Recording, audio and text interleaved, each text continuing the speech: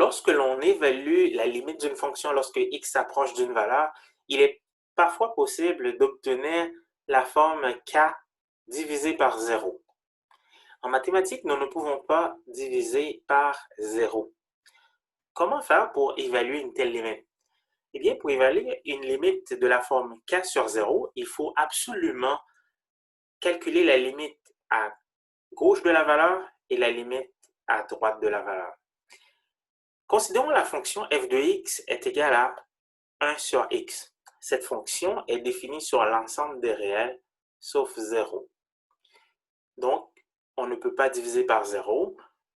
On aimerait cependant savoir que vaut la limite de cette fonction lorsque x s'approche de 0. Donc, on a remplacé 0 dans la fonction, on obtient 1 sur 0. Donc, on a la forme k sur 0. On prend la limite à gauche de 0. À gauche de 0, on a des valeurs très très petites, mais inférieures à 0.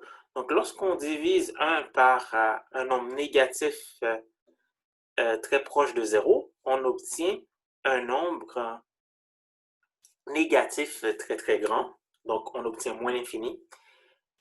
À droite de 0, lorsqu'on divise 1 par un nombre petit, donc par 0 plus un nombre très proche de 0, on obtient un nombre très grand, mais positif. Étant donné que la limite à gauche est égale à moins l'infini et que la limite à droite est égale à plus l'infini, les deux limites sont différentes. On peut dire que la limite de la fonction f de x est égale à 1 sur x n'existe pas. À quoi ressemble le graphique de cette fonction? Pour la fonction 1 sur x, on a la limite à gauche de 0 qui est égale à moins l'infini et la limite à droite qui est égale à plus l'infini.